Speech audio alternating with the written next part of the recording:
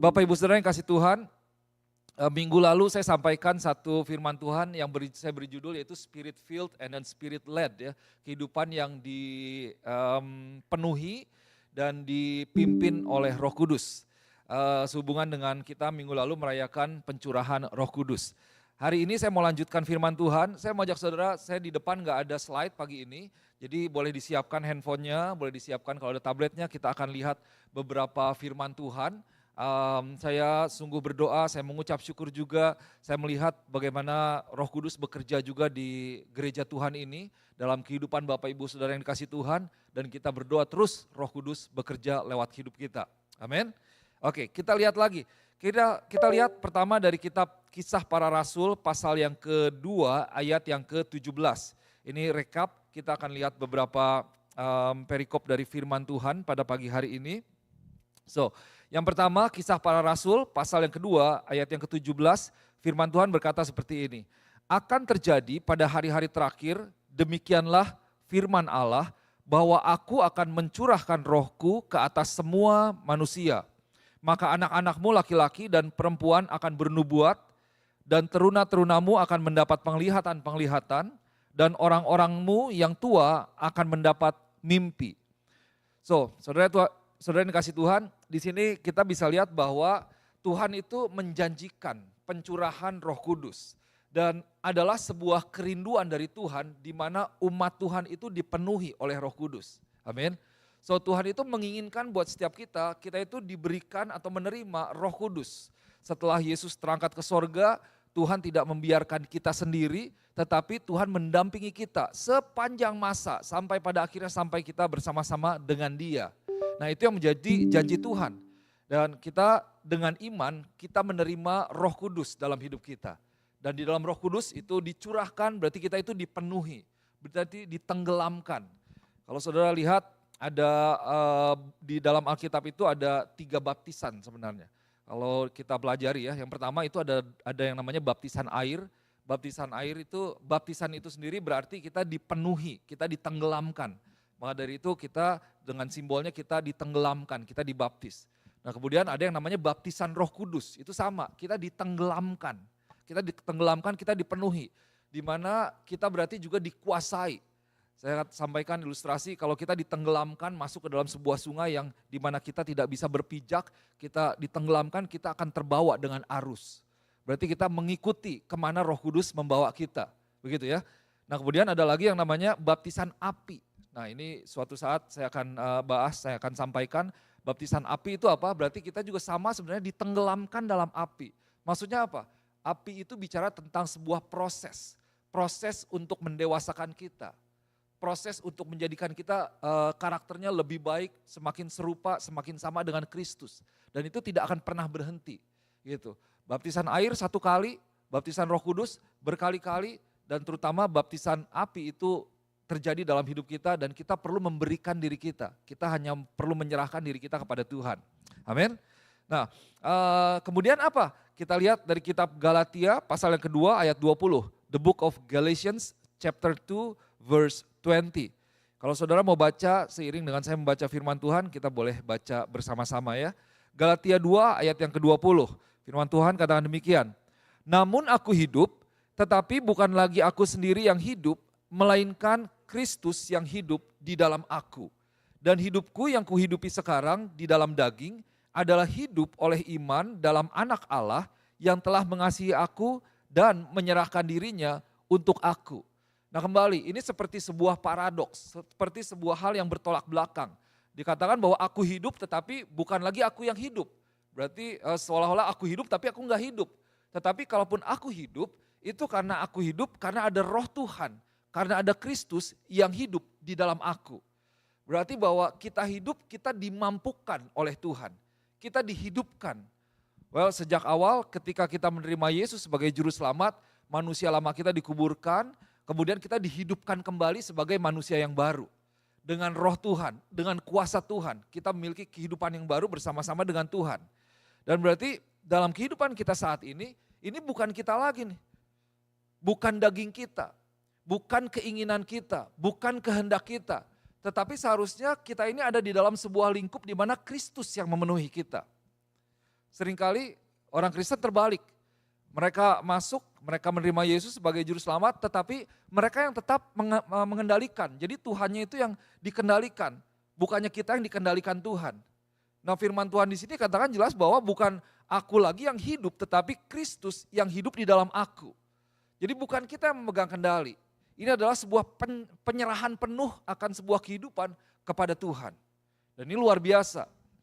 Nah, kemudian dari sini saya mau ajak untuk kita bisa mengerti lebih dalam lagi tentang dicurahkannya Roh Kudus, kita dipenuhi oleh Roh Kudus, kemudian kita dipimpin oleh Roh Kudus, itu maksudnya seperti apa? Kalau dikatakan aku hidup, bukan lagi aku yang hidup tetapi Dia yang hidup di dalam aku.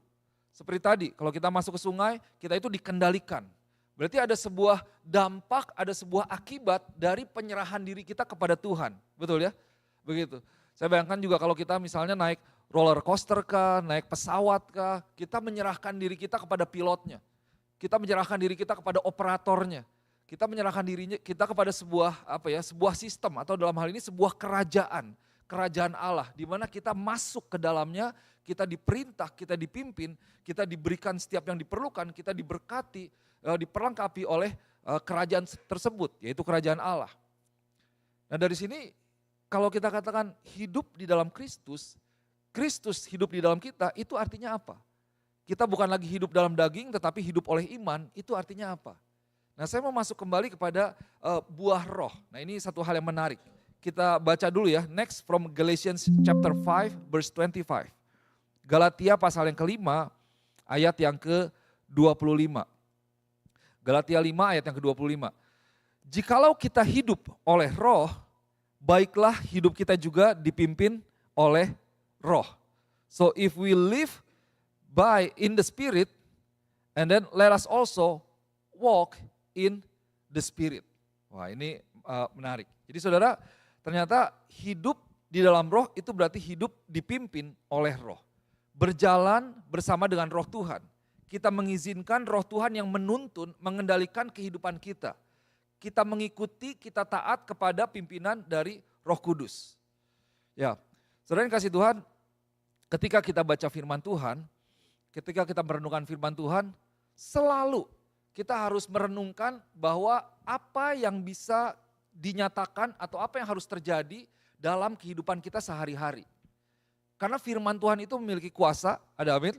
Dan kuasa itu terjadi ketika kita hidup atau melaksanakan firman Tuhan.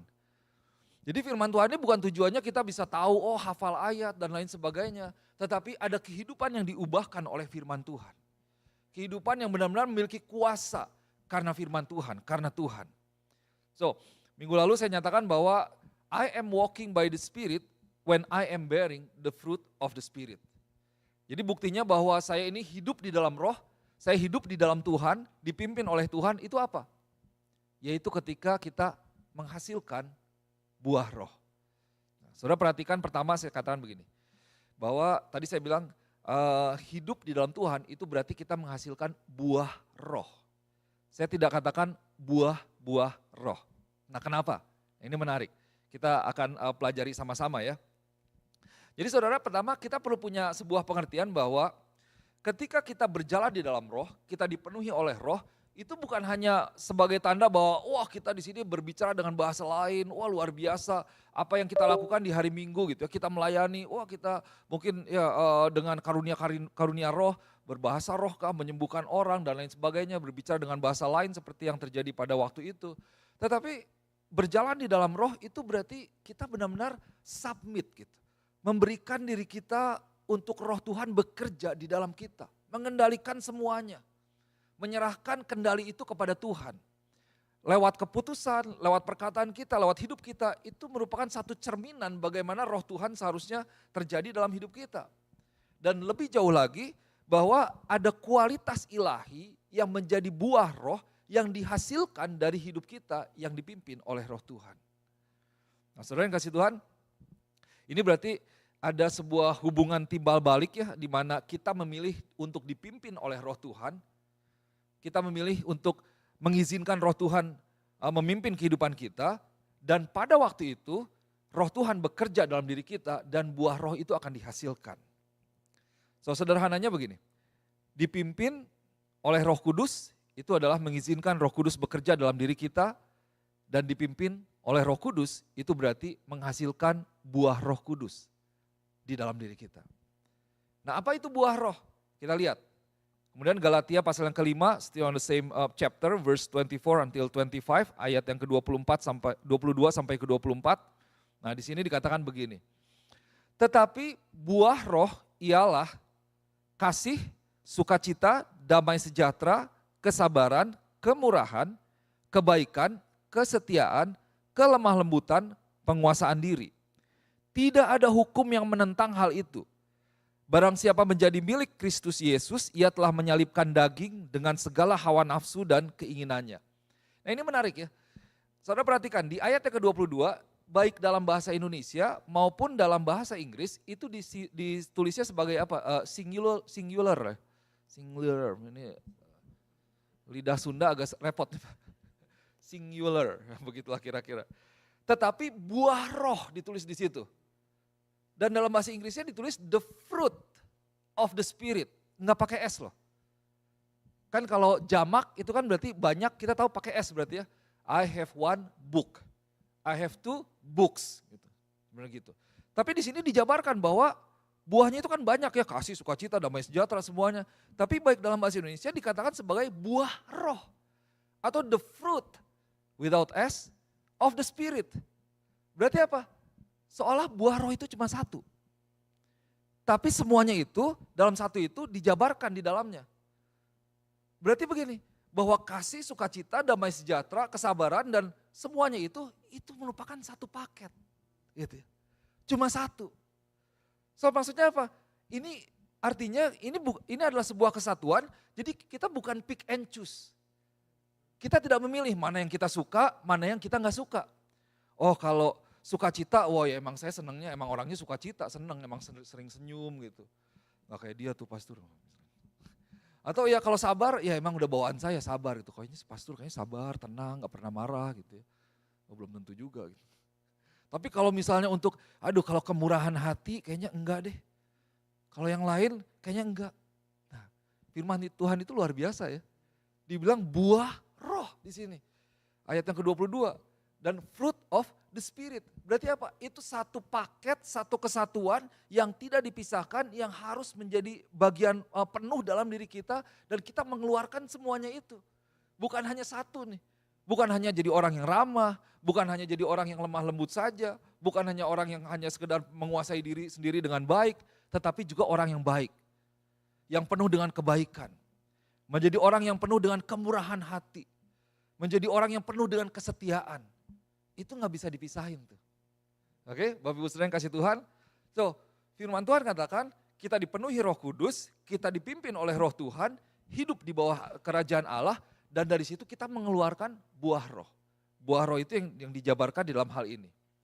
Dan luar biasanya, firman Tuhan katakan ayat yang ke-23, tidak ada hukum yang menentang hal itu. Hukum kasih terutama. Begitu. Ini diawali dengan kasih. Jadi saudara, kalau saudara melakukan buah roh ini, memproduksi buah roh ini, hidup atau menghidupi ya, kita mengusahakan, mengambil keputusan untuk hidup dalam firman Tuhan, menyatakan buah roh. Saudara, ini adalah satu hal yang baik, di mana tidak ada hukum apapun yang bisa menentang buah roh ini. Maksudnya apa?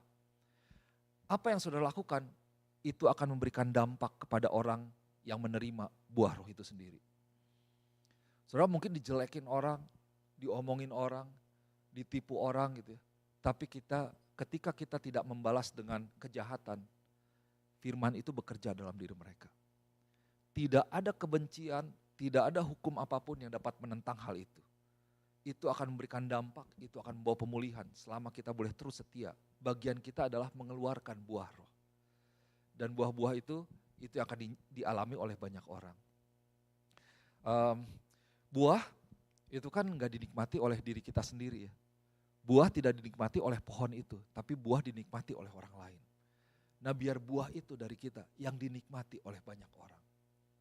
Kemarin kita di sini ada ibadah penghiburan ya, celebration of life. Saya lihat banyak sekali orang yang menikmati buah dari kehidupan beliau yang kita kasih bersama-sama. Betul ya? Dan kita nggak tahu nih, kita nggak sadar, oh ternyata, oh begini loh, oh ada yang mengalami seperti ini, oh ada yang mengalami seperti ini. Dan itu kita lihat, itu adalah buah yang dinikmati.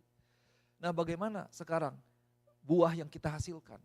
Apakah orang menikmati buah dari kehidupan kita, yaitu buah-buah roh? Adakah di sana kasih, sukacita, kelemah lembutan, penguasaan diri, kemurahan hati, kebaikan, dan yang lain sebagainya? Nah, saya mau sampaikan ada satu gaya hidup atau esensi dari kehidupan, gaya hidup orang percaya pada waktu itu. Kalau saudara perhatikan di dalam kitab Kisah Para Rasul pasal yang kedua itu kan diawali dengan pencurahan Roh Kudus, gitu ya, di pasal itu. Nah di ayat-ayat terakhir dalam kitab Kisah Para Rasul pasal yang kedua itu diceritakan tentang gaya hidup jemaat yang pertama.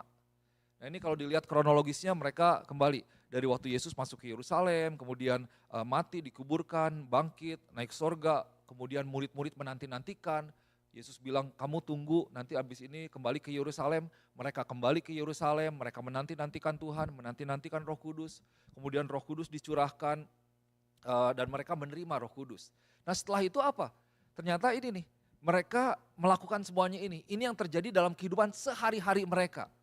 Ini kalau saya bayangkan ini yang sebenarnya juga harus menjadi gaya hidup atau esensi kehidupan dari setiap kita di tempat ini, dari gereja Tuhan. Ada amin? So kita lihat apa yang mereka lakukan. Kitab Kisah Para Rasul pasal yang kedua ayat 42 sampai 47. Mulai ayat yang ke-42. Firman Tuhan katakan mereka bertekun dalam pengajaran rasul-rasul dan dalam persekutuan. Jadi mereka udah menerima Roh Kudus, mereka bertekun. Mereka tetap setia dalam pengajaran rasul-rasul. Gitu. Saudara, saya mau encourage, tetap kita boleh ada di dalam pengajaran firman Tuhan. Ada amin ya? Dalam pengajaran rasul-rasul dan dalam persekutuan. Mereka tetap bersekutu bersama, mereka tidak tercerai-berai, mereka memberikan waktu. Di sini dibilang mereka bertekun. Berarti bertekun itu berarti benar-benar ya, aduh rajin sekali sepertinya gitu. Enggak pernah miss, terus diusahakan, ada usaha yang terbaik untuk mereka bisa ada di sana. Dalam pengajaran, dalam persekutuan.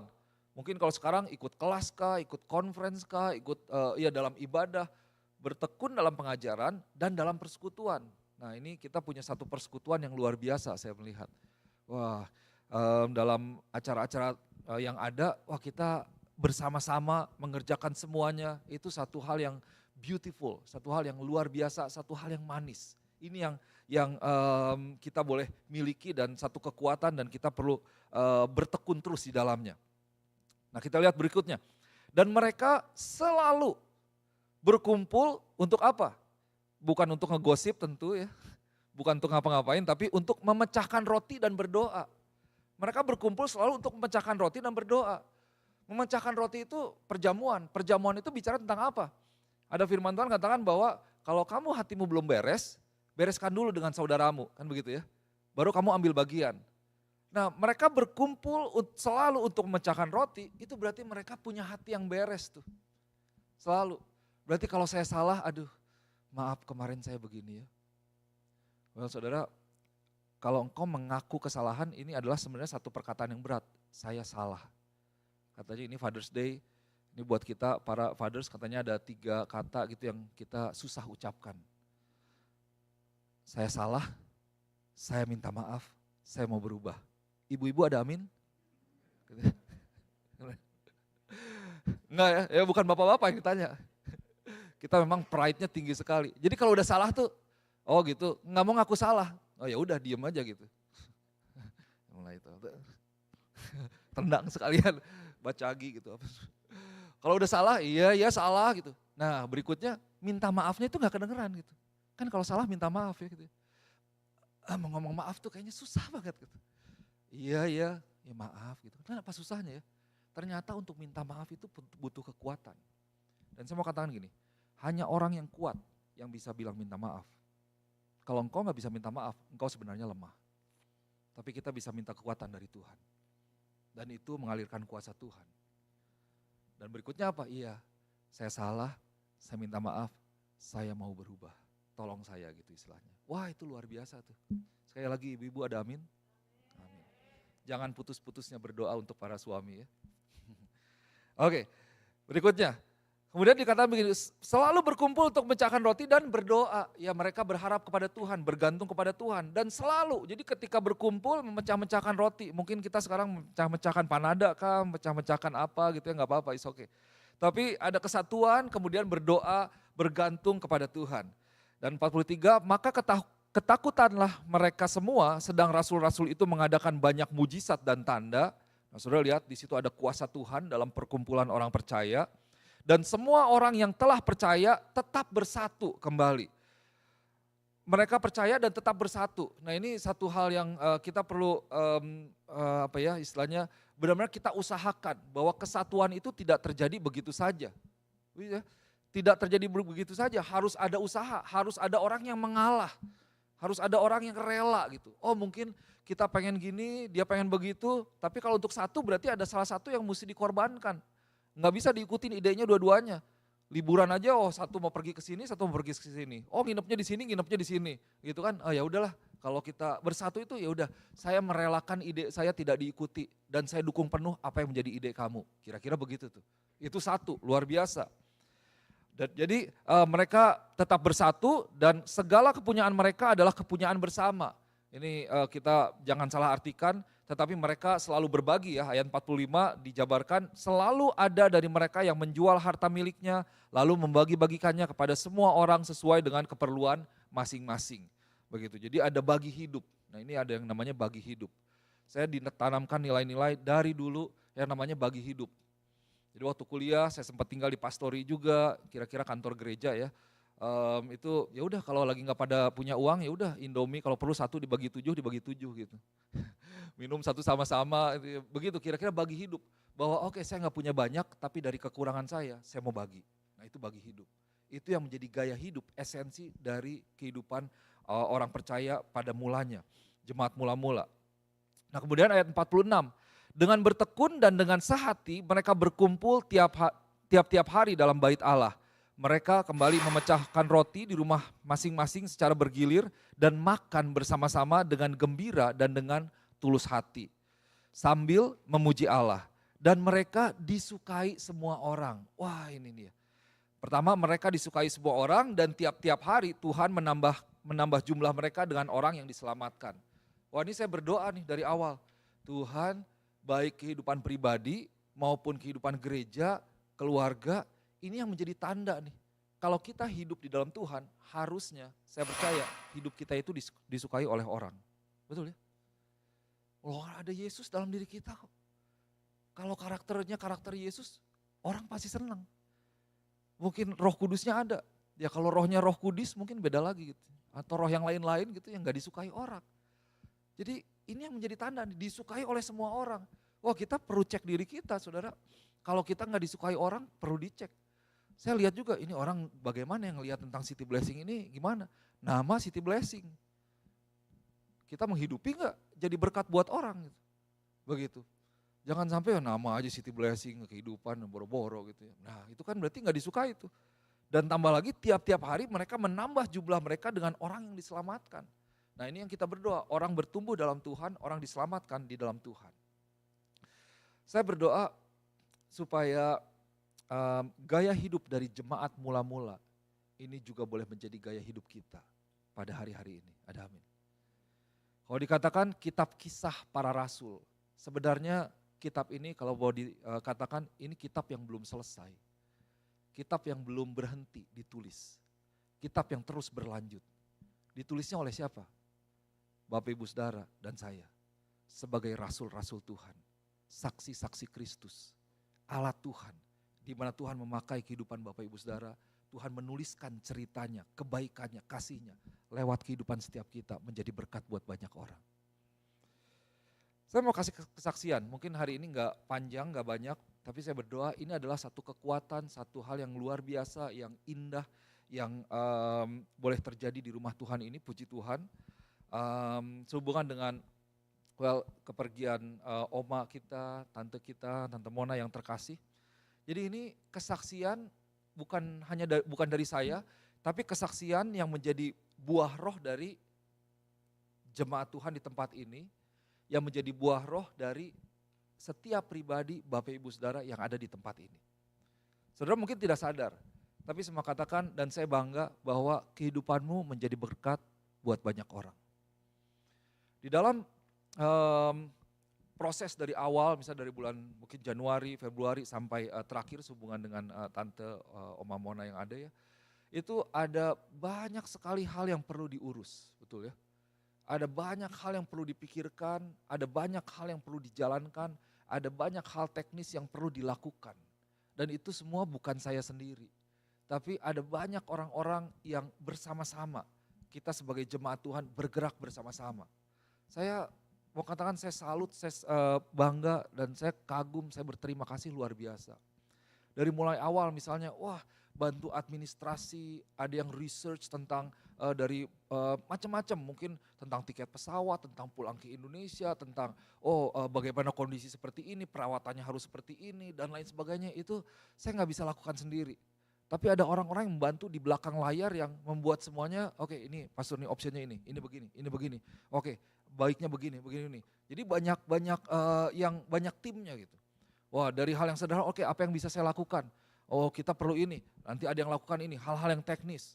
Bahkan sampai kita lihat di rumah sakit ada tim manicure, pedicure segala gitu ya. Semuanya itu udah, itu jangan dianggap remeh loh. Mungkin biasa, tapi saya tahu kita sudah melakukannya dengan senang hati. Gitu. Tapi orang yang melihat, ini mereka diberkati luar biasa. Jadi saya mendengarkan banyak kesaksian, ada banyak orang yang ngomong ke saya, ada banyak orang yang menyampaikan ke saya. Dari tim hospitality misalnya, yang melayani, apakah itu dari yang transportasi, yang menjemput, yang mengantar, bukan hanya dari sekarang tapi termasuk banyak hal ketika beliau dirawat, mungkin antar dokumen dan lain sebagainya, menyediakan diri, memberikan waktu untuk mengantar semuanya, menyediakan tempat untuk tinggal, menyediakan makanan, traktir dan lain sebagainya, kita saling memelihara satu sama lain. Ada juga yang mungkin di gereja bikin acara, nyiapin kue, beres-beres, ada yang bersih-bersih, asyir menyambut orang, setiap hal yang mungkin sepertinya kecil nggak dilihat, tapi itu memberikan satu dampak yang luar biasa loh. Orang bilang mungkin itu seperti satu titik air di tengah lautan. Tapi again, satu titik air itu adalah satu hal yang penting.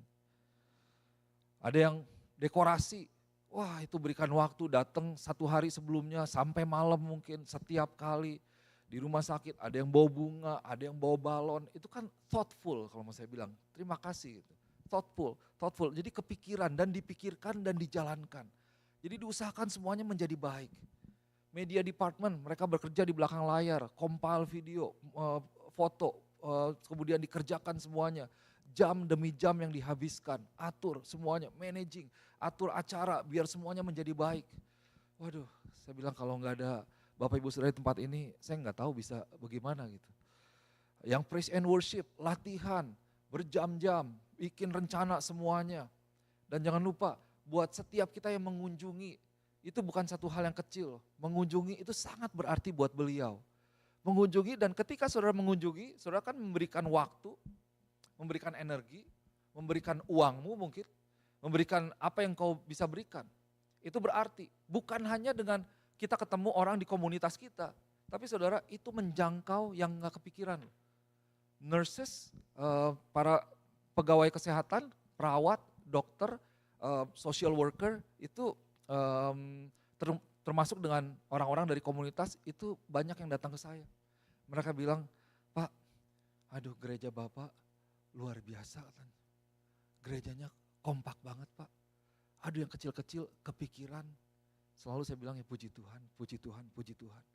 Wah mereka murah hati sekali Pak. Termasuk kemarin parkir, thank you. Udah parkir di belakang dan di pinggir, menyediakan buat orang lain. Bukan satu hal yang besar tapi bukan satu hal yang kecil. Kita memberikan yang terbaik, kita melayani orang. Itu satu kekompakan yang luar biasa loh, saya hargai betul. Suster-suster, ada beberapa suster yang bilang, wah tentang almarhum sendiri, wah she's a strong lady. 2 atau 3 orang minimal, ada yang bilang begitu. Beliau ini adalah orang kuat. Dan mereka melihat iman di dalamnya. Dan mereka bilang, wah you are a great church katanya. You are a great community. Komunitasnya luar biasa. Mereka ngelihat bagaimana kita kompak, kita melayani, memberikan yang terbaik. Wow, wonderful community. Itu suster pada bilang begitu loh. Jadi saudara perlu sadar, saya mau sampaikan ini bahwa apa yang engkau lakukan selama ini itu adalah buah roh yang dinikmati oleh banyak orang. Satu hal yang sederhana, memang nggak perlu pusing, nggak perlu rumit gitu. Memang hanya kemurahan hati, kebaikan, sederhana, perhatian yang sederhana mungkin, tapi itu menjadi buah roh yang luar biasa. Pada hari ini saya mau ajak untuk kita melihat bahwa ada buah roh yang kita bukan di dalam kesombongan, tapi kita dalam kerendahan hati, kita mengakui semua karena Tuhan, betul? Semua karena Tuhan, tetapi saya mau katakan bahwa inilah sebenarnya kehidupan yang harus menjadi gaya hidup atau esensi kehidupan dari gereja Tuhan. Kita bukan orang yang sempurna, tapi kita boleh berharap kepada Tuhan. Selalu minta pertolongan dari Tuhan. Kita berdosa, kita akui. Kita bersalah, kita akui. Kita lemah, kita minta Tuhan untuk kuatkan kita. Dan semuanya kalau kita bisa berada hari ini, itu karena Tuhan memang. Tapi hari ini saya mau ajak, kita boleh memiliki gaya hidup seperti jemaat mula-mula. Bagaimana? Mereka boleh mengeluarkan buah roh. Ketika mereka tunduk kepada Tuhan, mereka menantikan kembali. Kalau mau saya runutkan, mereka taat kepada perkataan Tuhan, mereka menantikan Roh Kudus, mereka hidup dalam Roh Kudus. Dan kitab Kisah Para Rasul pasal yang kedua ayat 42 sampai 47 tadi menggambarkan gaya hidup mereka. Mereka terus bertekun dalam pengajaran, bertekun dalam doa, bertekun dalam persekutuan. Dan mereka membagikan satu sama lain. Mereka bagi hidup luar biasa. Wah, saya diberkati beberapa orang, saya tanya, berapa? Diganti, oh udah gak usah pastor, gak usah, ini dari saya, ini dari saya, ini dari saya. Saya mau acknowledge, saya mau akui, saya mau sampaikan, itu adalah buah yang luar biasa. Itu adalah berkat yang luar biasa. Dan saya lihat kehidupan Bapak Ibu Saudara di tempat ini, kesaksian kehidupanmu itu jadi berkat di luar dari 4 tembok mungkin yang mengelilingi kita. Itu menjangkau banyak orang, dan intinya apa? Mereka boleh melihat, ini ada komunitas yang luar biasa nih. You have a great church, you have a wonderful community. You have mereka merasakan saya percaya ada atmosfer yang berbeda. Saya percaya hadirat Tuhan, atmosfer itu tidak bisa kita lihat tapi sangat terasa. Betul ya? Gitu. Kita mungkin di sini, ataupun kita pergi kemana, kita berada di mana, tetapi ketika ada hadirat Tuhan dalam hidup kita, orang bisa merasakan. Dan itulah yang boleh menjadi berkat, dan itulah yang saya mau encourage pada pagi hari ini.